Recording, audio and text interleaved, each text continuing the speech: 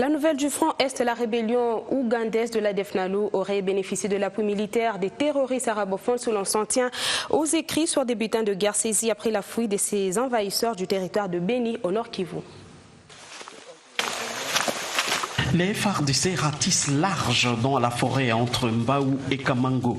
Au fur et à mesure que les jours passent, il y a des révélations sur les rebelles ougandais de l'ADF. D'abord, à plus de 50 km de Beni, on peut apercevoir dans la brousse, à 800 mètres dans la forêt, des écritures arabes. Ici semble être une mosquée ou des madrassas, des écoles pour ces ADF. On apprenait tout en arabe. Pourquoi ces écritures arabes sur un tableau noir? Les ADF semblent avoir reçu de l'aide des militants et combattants, rebelles terroristes qui venaient d'un autre monde. En avançant toujours dans la forêt, on aperçoit un trou géant très bien fait qui semble avoir été une prison des ADF. Ici, peut-être dans ce trou très profond, étaient cachés plusieurs otages. Aujourd'hui, c'est vide. Les rebelles terroristes de l'ADF se cachent toujours dans cette forêt et les FARDC victorieusement vont arbre par arbre, coin par coin pour chercher les tout derniers récalcitrants.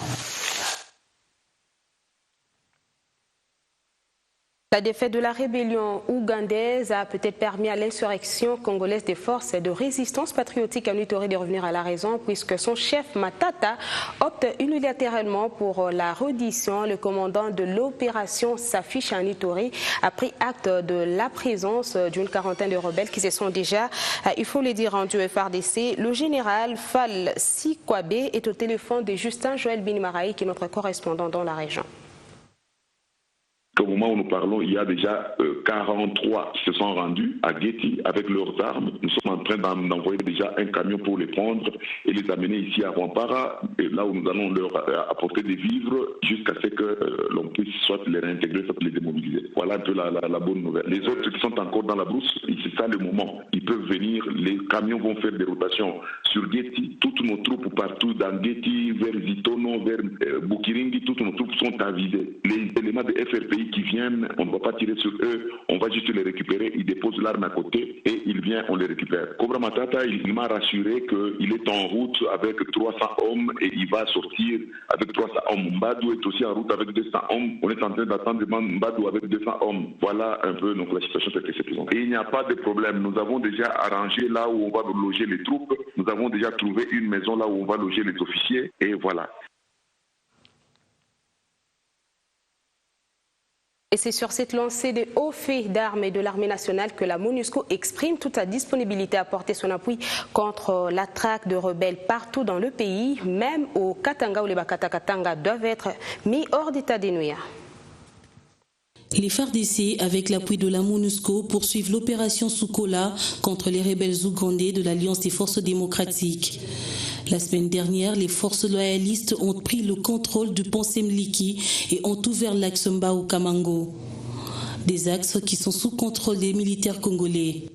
Affirmation du force de commandement qui revient de la zone de Kamango, frontalier à l'Ouganda, afin de se rendre compte des fruits que porte cette opération. Le général Carlos dos Santos Cruz a déclaré que selon leurs sources, les ADF auraient séquestré entre 600 à 800 personnes. Mais la mission onusienne ne s'est pas confirmée ni infirmée si ces personnes sont mortes ou vivantes, tout en ajoutant que nous sommes tous conscients du comportement criminel de ces groupes, ce qui est grave.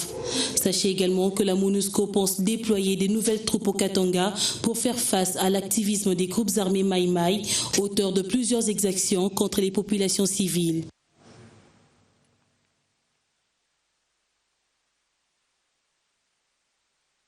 La guerre ne sera plus que d'un lointain souvenir dans le Nord Kivu quand la route Masisi-Walikale sera macadamisée par l'entreprise de génie Will Océan. Le directeur général de ces dernières a présenté son plan d'action au vice-gouverneur de la province.